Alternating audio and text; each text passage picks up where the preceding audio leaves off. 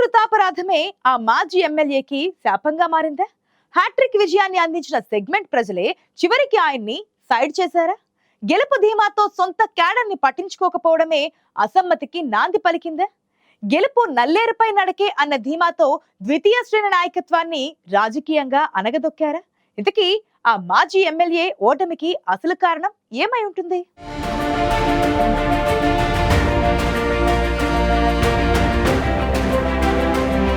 కొన్ని మనం కోరి తెచ్చుకుంటాం, మరికొన్ని అనివార్యంగా జరుగుతుంటాయి.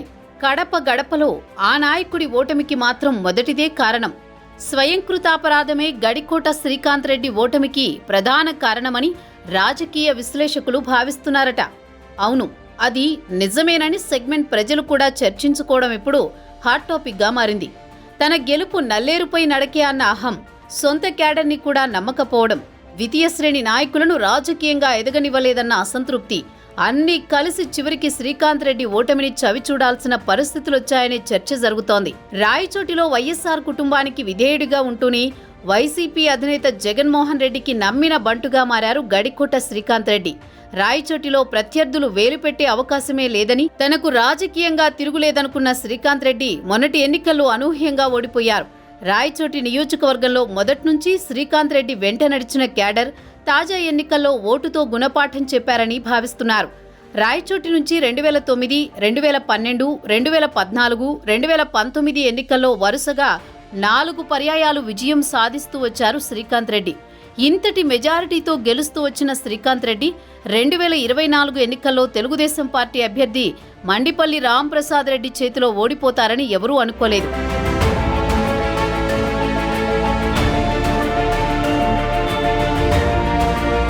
ఉమ్మడి కడప జిల్లాలో పులివెందుల తర్వాత రాయచోటి వైసీపీ కంచుకోటగా నిలుస్తూ వచ్చింది. రాయచోటి నియోజకవర్గంలో శ్రీకాంత్ రెడ్డి వరుస విజయాల్లో మైనార్టీలు, రెడ్డి సామాజిక వర్గానికి చెందిన ఓటర్లు కీలకంగా ఉంటూ వచ్చేవారు. అయితే ఈ ఎన్నికల్లో శ్రీకాంత్ రెడ్డి ఓడిపోవడానికి ఆయన వ్యవహార శైలే కారణమని బాహాటంగా చర్చించుకుంటున్నారంతా. శ్రీకాంత్ రెడ్డిని ఎవరూ ఓడించలేదని, తనను తానే ఓడించుకున్నాడని రాజకీయ విశ్లేషకులు అంటున్నారు. టీడీపీ నుంచి పోటీకి 4 నేతలు పోటీ పడ్డంతో టికెట్ దక్కని వారిని ఎలాగైనా తన వైపు తిప్పుకొని ఎన్నికల ముందే గెలుపుని డిసైడ్ చేసి ప్రత్యర్థి పార్టీని కంగు తినిపించాలని పెద్ద స్కెచ్చే వేశారట శ్రీకాంత్ రెడ్డి. అయితే రాయచోటిలో కథ అడ్డం తిరిగింది. నియోజకవర్గ ప్రజలు శ్రీకాంత్ రెడ్డికి రిటర్న్ గిఫ్ట్ ఇచ్చేశారని ఎన్నికల తర్వాత సొంత క్యాడరే చెవులు కొరుక్కుంటోంది.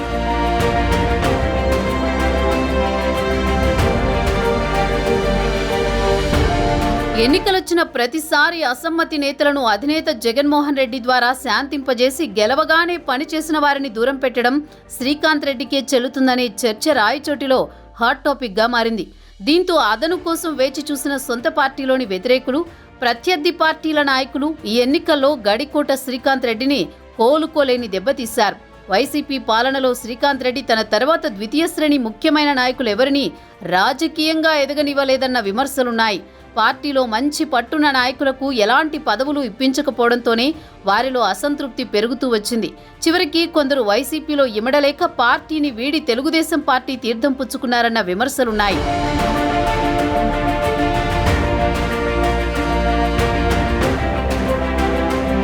నాలుగు సార్లు గెలిచాక రాయచోటి వైసీపీ క్యాడర్లో జోష్ నింపాల్సిన శ్రీకాంత్ రెడ్డి పార్టీ కోసం కష్టపడిన నేతలకు తన వైపు నుంచి ఎలాంటి పదవులు ఇప్పించకపోగా సొంత ప్రయత్నాలు చేసుకున్న వారికి కూడా అడ్డుపడ్డారనే విమర్శలు బలంగా వినిపిస్తున్నాయి. దీంతో వైసీపీ ముఖ్య నాయకులు ఎన్నికల ముందే పార్టీని వీడి మండిపల్లి రాంప్రసాద్ రెడ్డి సమక్షంలో టీడీపీలో చేరి ఆయన కోసం పనిచేశారు. ఇక మండలాల విషయానికొస్తే ఒకే వర్గానికి చెందిన నాయకులనే మాజీ ఎమ్మెల్యే శ్రీకాంత్ రెడ్డి ప్రోత్సహించడంతో అసమ్మతి రాగం ఎక్కువైంది. దీంతో వైసీపీలోనే మరో వర్గం నేతలు టీడీపీలోకి వెళ్లారు.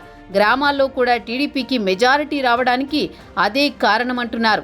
తన చుట్టూ తిరిగే కొందరికే శ్రీకాంత్ రెడ్డి సహకరించారని, దీంతో మండలాల్లో పట్టున్న నాయకులు ఎన్నికల సమయంలో సైడ్ అయిపోయారని సొంత పార్టీలోనే చర్చ జరుగుతోంది.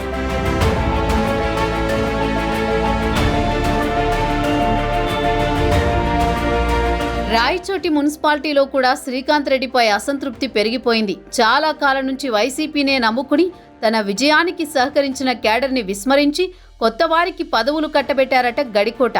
దీంతో ఓ సామాజిక వర్గంలో వ్యతిరేకత పెరిగిపోయింది. ఎక్కువ ఓట్లున్న ఆ సామాజిక వర్గ ప్రజలు శ్రీకాంత్ రెడ్డి వైపు ఈసారి మొగ్గు చూపకుండా మండిపల్లి రాంప్రసాద్ రెడ్డికి అవకాశం ఇవ్వాలని భావించారట. మరికొందరు శ్రీకాంత్ రెడ్డికి మద్దతు ఇవ్వలేక, అలాగని టీడీపీ వైపు మొగ్గలేక కాంగ్రెస్ పార్టీకి ఓట్లు వేయడంతో రాయచోటిలో కాంగ్రెస్ అభ్యర్థి అడగకపోయినా 5,000 ఓట్లు పడ్డాయి. ఇది కూడా శ్రీకాంత్ రెడ్డి ఓటమికో కారణమని చెప్పొచ్చు.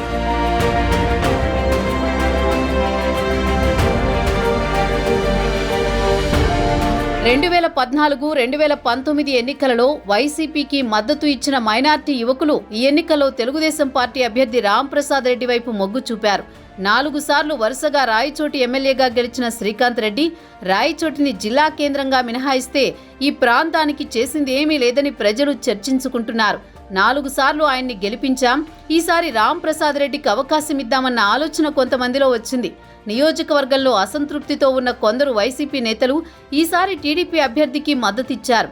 వరుస ఎన్నికల్లో శ్రీకాంత్ రెడ్డి నాయకత్వానికి జై కొట్టినా ఈసారి మండిపల్లిని గెలిపించి శ్రీకాంత్ రెడ్డి ఓటమికి నాంది పలికారు రాయచోటి ప్రజలు.